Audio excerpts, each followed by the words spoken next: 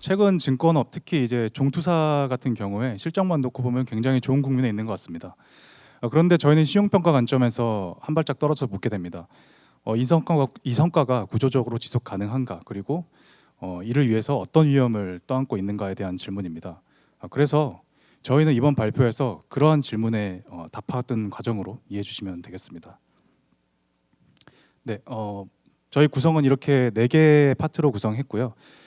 처음으로는 일단 지금까지 최근 10년간의 종투사의 성과를 리뷰하고, 그리고 그 다음으로 앞으로의 종투사의 사업 환경과 기회, 그리고 리스크 요인을 말씀드리겠습니다. 그리고 마지막으로 핵심적인 크레딧 임플리케이션을 짚어드리도록 하겠습니다. 네, 먼저 저희는 2016년 초대형 IB 제도 개선 방안 이후로 지금까지 10년간을 KIB 1.0으로 한번 정의해봤습니다. 그리고 앞으로는 KIB 2.0으로 좀 정의를 해봤습니다. 종투사는 현재 대형화 그리고 외형 성장의 측면에서는 의미 있는 진전을 이룬 것으로 보입니다. 아래 그래프를 보시면은 종투사의 자본 규모와 이익 규모는 시중은행 대비 지금 거의 절반 수준으로 근접한 상황입니다. 이 성과가 실제로 숫자로는 어떻게 나타나는지 한번 확인해 보겠습니다. 그래서 이제 ROA를 통해서 저희는 성과의 질을 한번 분석해 봤습니다. 왼쪽 그래프를 보시면 종투사의 ROA는 시중은행 대비 이익 개선폭도 컸고요. 그리고 하지만 동시에 또 변동성도 크게 나타납니다. 그 이유를 오른쪽 상단에 있는 산식을 통해서 한번 설명해 볼 수 있을 것 같습니다. 금융회사의 ROA는 두 가지 요소의 조합으로 볼 수 있습니다. 첫 번째는 자산 대비 위험, 그러니까 동일한 자산을 갖고 있더라도 얼마나 더 리스크한 자산을 갖고 있느냐, 그에 대한 문제이고요. 그리고 또 두 번째로는 위험 대비 이익, 동일한 양의 위험을 가지고 있으면서 동시에 이익의 질을 얼마나 개선시킬 수 있느냐. 그러니까 이 후자를 보통은 이제 RORWA라고도 말을 많이 하죠. 그래서 이 후자를 개선시키는 게 바람직한 방향이라고 보통 이야기를 많이 합니다. 이어서 아래 그래프를 보시면요, 양상이 좀 이제 2022년 이전과 이후가 좀 다르게 나타납니다. 종투사의 케이스는 이제 여기서 초록색 그래프를 좀 보시면 될 것 같습니다. 현재 2022년 이전까지는 자산 대비 위험이 확대되는 방향, 그러니까 위험을 더 떠안는 전략으로 수익을 추구했던 것을 확인할 수 있습니다. 그리고 22년 이후부터는 조금 바뀌었는데요. 위험 대비 이익이 증가되는 방향이 보이고 있습니다. 그러한 요인은 이제 3가지로 정리할 수 있을 것 같습니다. 첫 번째 요인은 위험 인수와 유행성 자산, 그러니까 부동산 금융 집중입니다. 종투사는 그러니까 이제 제가 앞서 설명드린 것 중에서는 이제 자산 대비 위험, 그러니까 위험을 더 떠안는 방식의 대표적인 방식이라고 볼 수 있는데, 부동산 금융 성장을 통해서 외형적으로는 굉장히 효율적으로 단기적으로 성장을 이뤘습니다. 그런데 이에 따른 부담도 굉장히 좀 크게 나타났습니다. 오른쪽 그래프를 보시면 분기별 종투사의 IB 부문 대손 부담 추이를 나타내고 있는데, 22년부터 최근까지의 IB 부문에서 발생한 대손 비용 합산 3.8조 원 정도로 추산되고 있습니다. 결국 이 시기에는 종투사가 결국 부동산에 굉장히 의존한 면이 있었다라고 보시면 될 것 같습니다. 그런데 긍정적인 요인도 있었습니다. 일단 사업이 원래 이제 국내 시장에만 머물러 있었는데 이것을 이제 해외로 좀 확장을 하였고요. 특히 이제 브로커리지 같은 경우에 이제 해외 수탁 수수료율이 국내보다 좀 많이 높기 때문에 실질적으로 종투사의 수익성 개선에 굉장히 큰 도움이 됐습니다. 최근에는 국내 자본시장 활성화 영향도 있습니다. 지금 거래 대금이 크게 증가하고 투자자 예탁금이 확대되면서 종투사의 실적에 굉장히 도움이 많이 되고 있는 상황입니다.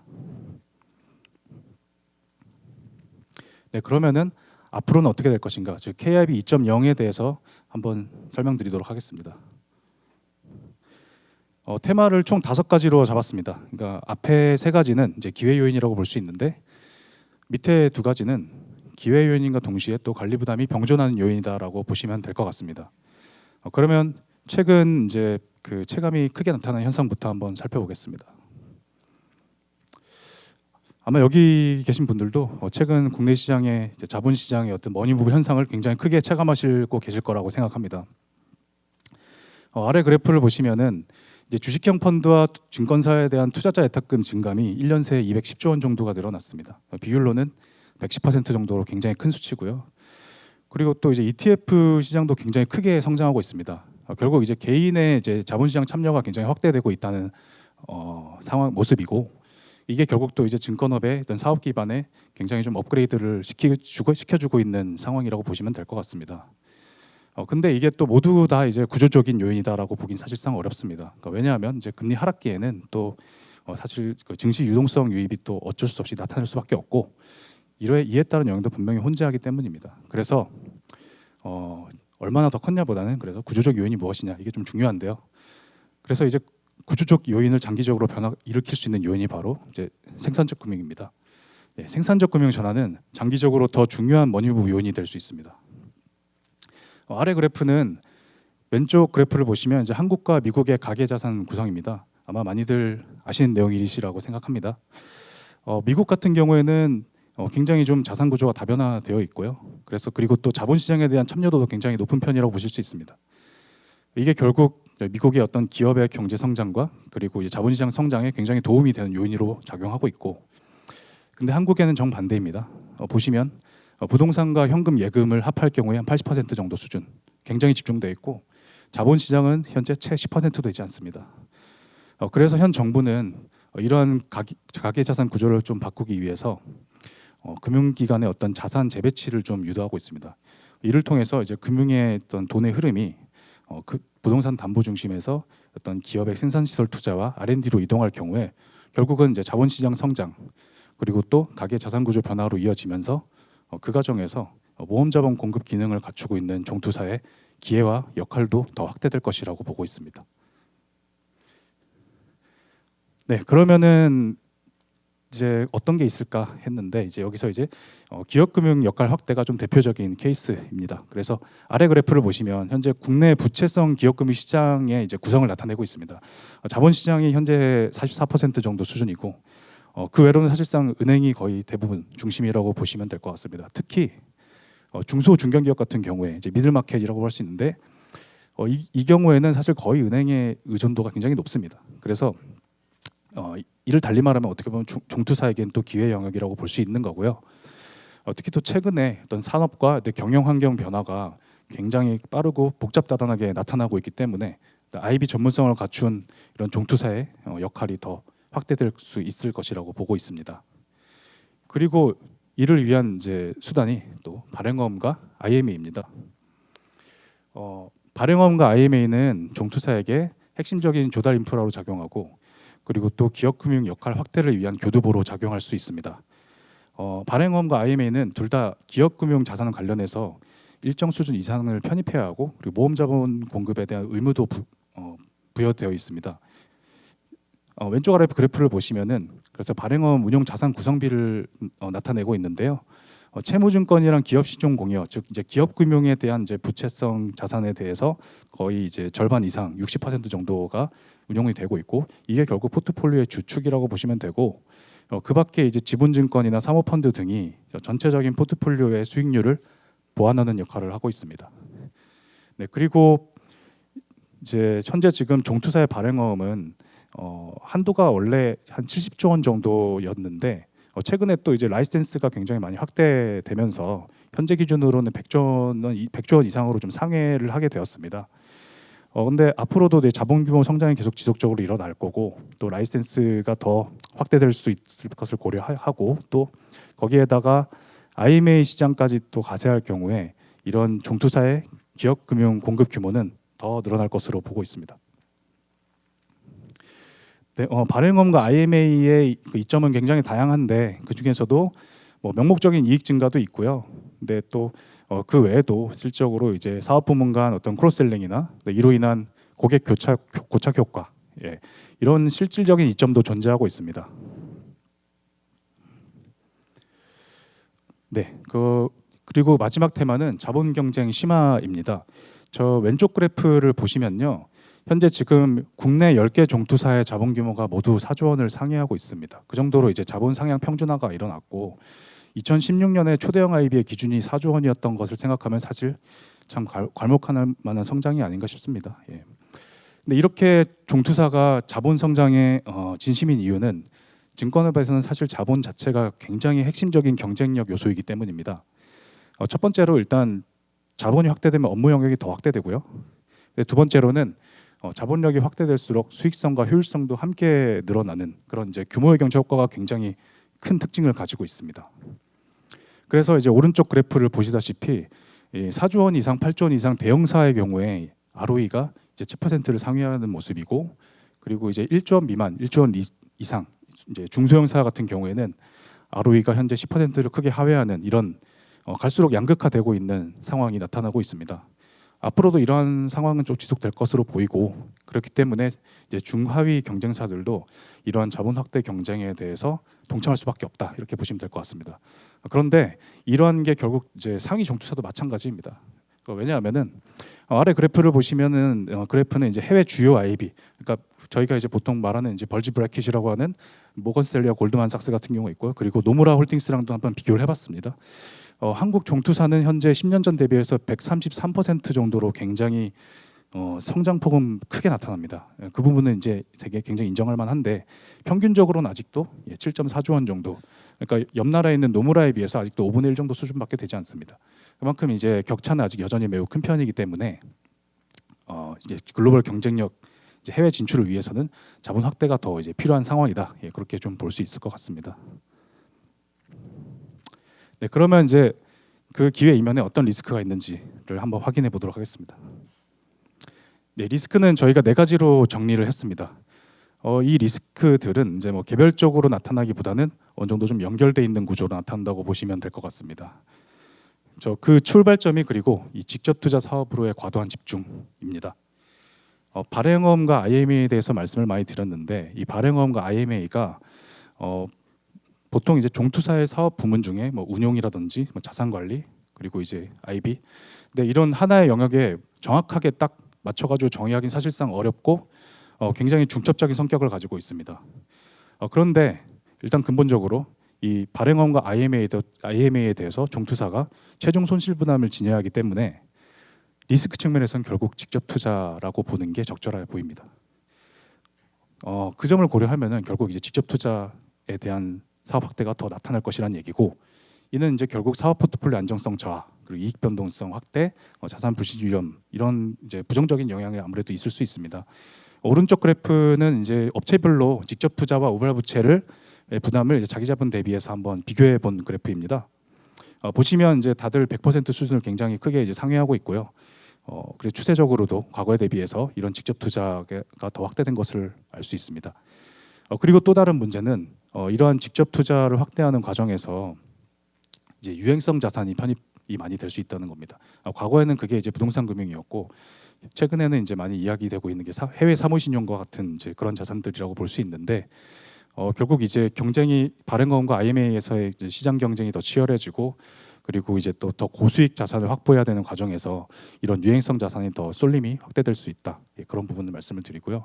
이게 또 손실과 이제 재무 부담으로 나타날 수 있지만 또 중요한 문제는 이게 기업금융 시장에서 역할을 어쨌든 더 확대해야 되고, 그리고 트랙 레코드를 쌓아야 되는 종투사 입장에서는 레퓨테이션 리스크로 이어질 수가 있습니다. 네, 두 번째 리스크는 이제 모험자본 공급에 따른 건전성 부담입니다. 현재 지금 25년 말 기준으로 5개 종투사의 모험자본 공급 규모는 자기 자본 대비 23% 정도 수준입니다. 근데 이제 모험자본 공급 의무 비율이 단계적으로 올라갈 것이거든요. 그래서 아마 장기적으로는 30% 내지 55%, 그러니까 3분의 1에서 한 절반 정도 수준까지도 양적 규모가 확대될 것이라고 볼 수 있는데, 결국 모험 자본 자체가 종투사의 건전성에 중요한 변수가 된다, 그렇게 보시면 될 것 같습니다. 그래서 저희가 이제 25년 말 기준의 어떤 구성을 한번 살펴봤는데, 다행인 점은 그래도 A 등급 채무증권 그리고 AA 등급 채무증권까지 합쳤을 때 그래도 상당한 비중을 차지하고 있고, 그 전체적인 채무증권은 이제 과반을 차지하고 있어서 포트폴리오 측면에서는 그래도 좀 안정적인 편이지 않나, 이런 생각을 하고 있습니다.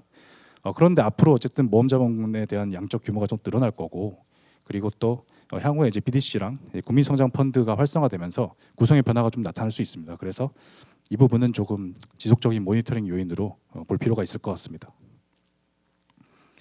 네, 그리고 이제 세 번째는 단기차입 확대 리스크입니다.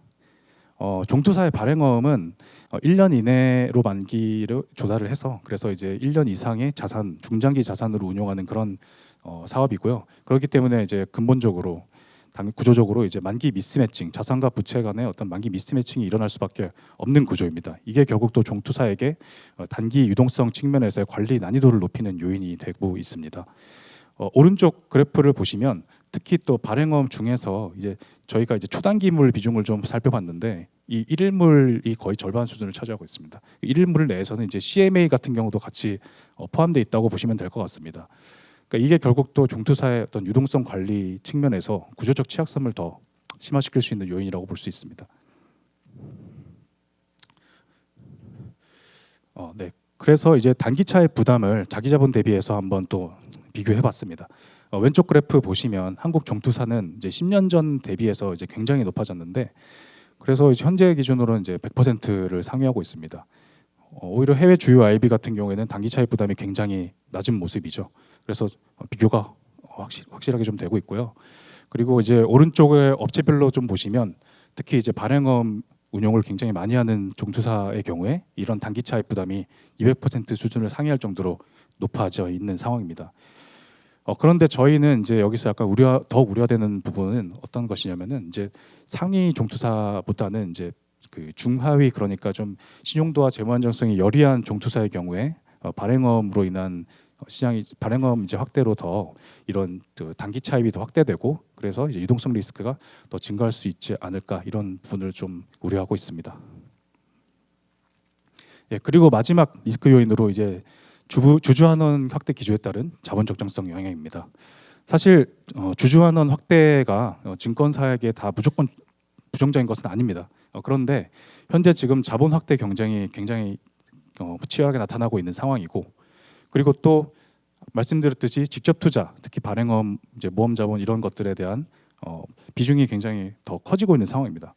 이 가운데 이러한 주주환원 확대가 이제 요구가 조금 더 이제 과도하게 일어나고 좀 더 앞서 나가게 된다면은 이 결국 또 자본관리 부담에 노출이 되게 됩니다.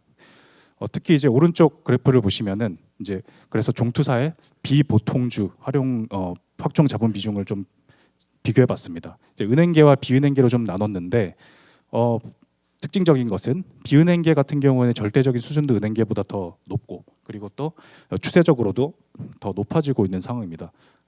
보통주 자본 확충이 아무래도 어려운 탓이겠죠. 그래서 이제 주주 환원의 확대 기조가 이러한 것들을 더 경향성을 심화시킬 수 있는 요인이라고 보고 있습니다. 네, 그러면 크레딧 임플리케이션을 마지막으로 말씀을 좀 드리겠습니다. 예, 일단 자본 적정성 관련해서 말씀을 좀 드릴 건데요.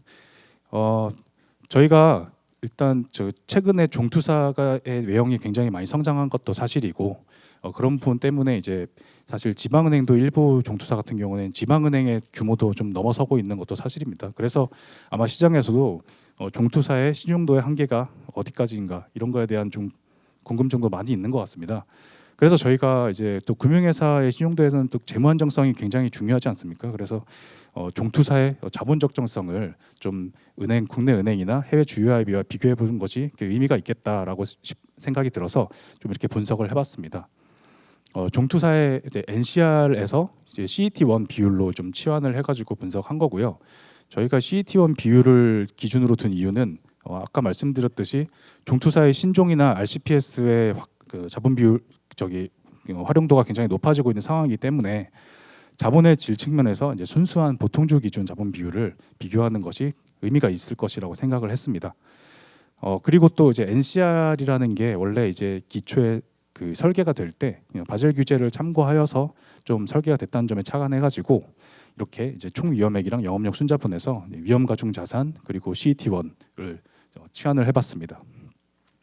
네, 결론적으로 말씀드리면 그래서 한국 종투사의 이제 자본 적정성은 어떻게 되냐? 지금 현재 뭐 해외 주요 IB나 국내 은행들에 비해서 뭐 저조한 수준으로 볼 수 있을 것 같고요. 과거 대비해서도 크게 많이 떨어진 수준입니다. 그런데 이제 여기서 좀 한 가지 아셔야 될 부분은 이제 은행과 종투사 같은 경우가 이렇게 추세적으로 좀 변화의 방향이 다르게 나타나는 데는 규제의 영향이 좀 있었기 때문입니다. 아시다시피 은행에 대한 바젤 규제는 금융위기 이후 굉장히 보수적으로 더 강화되어 온 추세였고, 반면에 이제 한국 종투사에 대한 NCR 규제는 2016년에 종투사 관련한 제도 개편 이후에 굉장히 위험 인수에 대해서 완화적으로 바뀌었습니다. 결국 이제 규제가 만들어낸 영향이 좀 크다고 볼 수 있고요. 어쨌든 이제 한국 종투사가 글로벌 경쟁력을 이제 더 갖추고, 그리고 나아가기 위해서, 그리고 또 현재 산적해 있는 이런 직접 투자 확대라든지 주주 환원 기조 강화라든지 이런 문제들이 이제 산적해 있는 상황에서 자본 적정성의 어떤 선제적인 관리가 필요하다고 말씀을 좀 드립니다. 네, 그다음 두 번째로는 단기 자금 시장 스트레스 상황에 대비한 이제 유동성 대응력 개선을 말씀을 좀 드리겠습니다. 예, 그래프는 은행의 조달 구조와 종투사의 조달 구조를 좀 비교를 해봤는데, 은행 같은 경우에는 이렇게 이제 80% 정도 수준이 예수부채, 안정적 예수부채로 구성이 되어 있고, 종투사는 단기 자금 시장에 대한 의존도가 좀 높습니다. 특히 이제 또 이 중에서도 발행어음은 이제 수신 기반이라고 우리가 하긴 하지만 뭐 은행의 예금과는 당연히 질적으로 좀 다르고 안정성이라던가 고객 고착도 측면에서 차이가 나기 때문에 결국 스트레스 상황에서 이탈률에 분명히 차이가 있을 것이라고 보입니다. 그래서 저희가 유동성 스트레스 테스트를 한번 해봤습니다. 왼쪽은 이제 자산에 대한 헤어컷 과정이고, 그리고 오른쪽은 부채 조정 과정입니다. 이렇게 이제 저희가 예를 들어서 뭐 좀 황금성이 좀 낮은 자산에 대해서는 좀 헤어컷을 적용한 거고요. 그리고 발행어음 같은 경우에 대해서는 이제 이탈률을 좀 가정을 해가지고 스트레스 테스트를 해봤습니다. 그리고 우발부채 같은 경우에는 과거에 금융시장이 좀 불안정했을 때 실제 매입률을 좀 고려해서 적용했습니다. 네, 결과적으로 말씀을 드리면 발행어음 사업자와 그 외 종투사로 좀 구분을 해봤습니다. 발행어음 사업자는 2017년에는 양호했는데 2025년 기준으로는 현재 지금 스트레스 상황에서 100%를 하회하는 것으로 나타나고, 그에 반면에 발행어음을 영위하지 않는 그 외 종투사 같은 경우에는 2017년에 비해서 조금 약간 저하되긴 했지만 그래도 스트레스 상황에서도 여전히 100%를 상회하는 안정적인 모습이 나타납니다. 그러니까 결국 발행어음이라는 게 종투사에게 분명히 성장의 기회를 제공하긴 하지만 그와 동시에 이렇게 이제 단기 자금 시장에 대한 이제 노출도도 더 확대시키는 것이고요. 그래서 이제 스트레스 상황에 대비해서 유동성 관리 능력도 개선할 필요가 있다라는 말씀을 드리면서 이번 발표를 마치도록 하겠습니다. 감사합니다. 지금부터 세션 1, 2 통합 Q&A 세션 진행하도록 하겠습니다. 최근 사무대출펀드 환매 사태가 국내 증권업에 미칠 영향에 대해서 어떻게 보고 계시는지 질문 주셨습니다. 시장에서도 지금 이제 관점이 좀 제각기 다른 것 같기는 합니다만은 일단 좀 그래도 좀 지배적인 시각은 좀 시스템 리스크로 보고 있지는 않은 것 같습니다. 뭐 그런 이제 이유가 좀 여러 가지가 있는데, 일단 소프트웨어 관련 산업의 비중이 좀 그래도 그렇게 높진 않다는 거고, 그리고 리테일 시장에 대해서 이제 풀린 비중도 그렇게 높진 않다. 그리고 또 이제 은행에 대한 부담이 그렇게 크진 않다. 뭐 이런 뭐 다양한 이유가 있는 것으로 알고 있는데요. 저희 그래서 종투사가 보유한 익스포저도 아무래도 좀 궁금하실 것 같은데, 일단 저희가 좀 뭐 자료 입수 측면에서는 아직은 그 정확하게 파악은 좀 못하고 있긴 합니다만은, 그래도 어쨌든 지금 저희가 최대한 파악한 바로는 일단 일부가 뭐 발행어음이나 IMA 관련 상품에 조금 이제 편입을 한 것으로 보이고, 그게 좀 이제 그렇게 보이는데, 이게 이제 또 결국 발행어음과 IMA 시장에서 이제 좀 운용을 또 하고 하려면은 뭐 국내 자산만 편입하기는 또 어렵기 때문에 해외 자산도 이제 포트폴리오 차원에서 좀 편입을 한 것으로 보입니다. 근데 이제 앞으로 그런 부분들을 좀 국내 자산으로 좀 리밸런싱을 일부는 할 것이라고 좀 파악하고 있고요. 그리고 또 이제 또 한 가지는 이제 그래서 이제 결국 결과적으로 이제 말씀을 드리면 결국 증권업에 대해서 직접적인 익스포저는 신용도 측면에서 우려할 정도는 아닌 것 같다. 예, 그렇게 좀 생각을 하고 있습니다. 그리고 이제 또 한 가지는 이제 리테일 부분에 대해서 이제 팔린 부분, 그게 한 지금 뭐 보도자료에 따르면 한 4,800억 정도가 되는 것으로 나오고 있는데, 이 부분에 대해서는 이제 뭐 일부가 또 약간의 어떤 불안전 판매 관련한 리스크가 좀 있을 수는 있겠습니다. 그 부분 좀 모니터링 해야 될 것 같고요. 그리고 또 뭐 간접적인 영향으로는 이제 직접적으로 그런 이제 투자가 아니더라도 이제 사모신용 관련해서 이제 시장이 좀 위축이 많이 되면은 결국 또 증권사 입장에서는 이제 금융시장 변동성이 좀 확대가 되는 경향이 또 있을 수밖에 또 없기 때문에 그런 부분들은 또 주목해야 될 것 같습니다. 또 그리고 또 한 가지 좀 말씀드리고 싶은 거는 최근에 무디스가 이제 BDC 관련해 가지고 아웃룩을 네거티브로 조정하는 이제 그런 리포트를 좀 발간했습니다. 그래서 거기에 이제 그 좀 주목할 부분은 이제 부정적인 영향이 그래도 좀 여러 해에 걸쳐서 단계적으로 나타날 것이다라고 보는 것입니다. 그 근거가 이제 중요한 근거가 BDC 같은 경우에 이제 선순위 비중이 그래도 잘 유지되고 있고, 그리고 BDC가 사실 레버리지가 그렇게 높지 않습니다. 보통 이제 보시면은 한 2배, 1배 정도 그 정도 쓰고 있고요. 그래서 그런 차원에서 구조적으로 조금 이제 완화 요인이 있다, 그렇게 좀 얘기를 하고 있고, 그리고 또 한 가지가 이제 또 소프트웨어 관련한 익스포저 중에서도 자산 건전성 지표 자체가 대체로 아직은 양호하게 유지되고 있다, 그렇게 좀 보는 것 같습니다.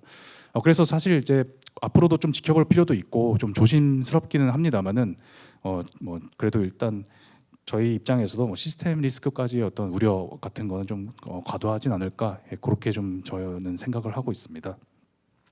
그리고 마지막으로 좀 시사점 차원에서는요. 한국도 지금 현재 어쨌든 BDC를 도입하려고 하고 있고, 그리고 또 아까 말씀드린 IMA 같은 경우에도 결국은 이제 리테일 자금을 통해 가지고 이제 증권사가 기업 금융을 하겠다는 것이기 때문에 좀 유사한 측면이 사실 있습니다. 그래서 이러한 상황에서 이제 이런 사모신용이 터진 게 결국은 어떤 뭐 IMA라든가 이런 사업 확장에 조금 이제 좀 제동이 될 수도 있다, 이런 요인이 될 수는 있는데 그런 부분은 아무래도 좀 모니터링 해야 될 것 같고요. 한편으로 또 긍정적인 부분은 사실 한국의 종투사들이 이제 본격적으로 이제 사모신용과 관련해서 더 확대하거나, 아니면 또 이제 우리나라가 아까 은행 중심으로 좀 기업 대출이 되고 있다고 말씀드렸는데, 그게 또 자본시장으로 이제 좀 본격적으로 풀리기 전에 그래도 이런 부분들이 이제 좀 결국 이슈화 된 것이기 때문에 결국은 또 한국 시장 입장에서는 좀 이런 어떤 부분에서는 예방 주사를 맞았다고도 볼 수 있는 거거든요. 그래서 오히려 이거를 좀 타산지우석으로 삼아서 종투사 입장에서는 앞으로 이제 어떤 리스크가 있고, 그리고 또 어떻게 리스크를 관리해야 하고, 그런 부분들을 좀 이제 보완 적용을 한다면은 좀 시장 성장에 그래도 좀 장기적으로는 도움이 되지 않을까, 그렇게 생각하고 있습니다. 다음으로 궁금해하시는 질문은 증권입니다. 최근에 이란 전쟁 등의 영향으로 인해서 단기 금리가 상승을 했는데 이런 스트레스 상황에서 유동성 관리 수준을 어떻게 봐야 하는지 대답 부탁드립니다. 증권사의 유동성 문제는 이제 금리 상승 과정에서 단순한 금리 상승보다는 이제 금리 상승 과정에서 어떤 크레딧 이벤트가 좀 겹쳤을 때 보통 많이 나타납니다. 그래서 이제 과거 사례를 살펴보면 이제 가장 최근 사례가 이제 레고랜드로 인한 PF 사태인데요. 그때도 사실 21년 하반기 이후부터 금리는 이제 계속 꾸준히 상승을 해 오는 상황이었고, 근데 그 가운데 이제 점증되고 있었던 것이 이제 PF 관련한 리스크 부담이었죠. 근데 그게 이제 결국 또 레고랜드 사태로 이제 촉발되면서 이제 삼박자가 맞아 떨어진 그런 상황이라고 보시면 될 것 같습니다. 그때 이제 나타난 거고, 이번에는 그러면 이런 영향이 현재 어떻게 나타나냐 보면 이제 이란 전쟁 때문에 금리가 그냥 단순히 상승한다라고만 봤을 때는 저는 뭐 그냥 그거는 이제 오케이라고 볼 수도 있는데, 근데 한 가지 이제 좀 리스크 요인이 아까 말씀드렸던 그런 해외 사모신용 관련한 시장, 그게 이제 뭐 미국 시장이긴 하지만 결국 또 이제 금융시장은 모두 다 연결이 되어 있기 때문에 금융시장의 연결성 차원에서는 한국 시장으로 또 영향을 일부 미칠 수 있고, 그런 부분에서 금융시장 경색이 좀 일어날 수는 있겠습니다. 그래서 그 부분은 좀 이제 모니터링을 해야 되겠죠. 근데 뭐 그럼에도 불구하고 어쨌든 직접적인 영향은 결국 한국 내에서의 크레딧 이벤트가 중요하다고 보고 있습니다. 그래서 그런 부분들로 말씀을 좀 드리고요. 그리고 또 이제 유동성 얘기를 하셔서 좀 아까 말씀드렸던 이제 스트레스 테스트 관련해서 그냥 간단하게만 표현 설명을 드리면, 현재 이제 중투사도 이제 발행엄에 대해서 3개월 내 자산, 3개월 내 부채, 유동성 비율을 그렇게 관리를 하고 있습니다. 그러니까 3개월 내 부채에 대해서는 3개월 내 자산으로 모두 발행엄 기준만 놓고 봐도 다 상환할 수 있도록. 그래서 이제 그게 문제가 또 아예 없다 뭐 이렇게도 보실 수 있겠지만, 저희가 이제 스트레스 테스트를 했던 이유는 이게 이제 그 발행엄 중에서 CMA로 돼 있는 발행어음이 유동성 비율 산정 시에는 이제 순환매 비율이라고 해가지고 35%만 이제 유동성 부채로 잡고 있습니다. 그러다 보니까 실질적으로는 수시 입출식 상품인데도 이게 이제 35%만 적용이 되다 보니까 이제 스트레스 상황에서는 그게 대응할 수 있는 여력이 있냐 이런 부분들이 좀 저희는 좀 이제 궁금했던 거고, 그래서 그 부분을 좀 스트레스를 줘가지고 테스트를 해봤습니다. 결과적으로 이제 100%를 하회하게 나오긴 했는데요. 근데 이걸 뭐 단순하게 그래서 뭐 스트레스 상황에서 유동성 대응이 뭐 안 될 거다 이렇게 뭐 보시기는 좀 어렵고요. 근데 그거는 이제 현재 어떤 구조적으로 그런 리스크가 좀 확대가 되었으니 이제 개선의 필요성이 좀 있다 이런 차원에서 좀 이해해 주시면 좋을 것 같고, 그리고 또 뭐 실질적으로는 그런 상황에서 뭐 한국증권금융을 통해서 이제 뭐 조달을 하든 그런 방식 자본시장의 접근성이 높으니까 그런 식으로 또 유동성의 측면에서는 대응이 충분히 가능하리라고 생각은 하고 있습니다. 예.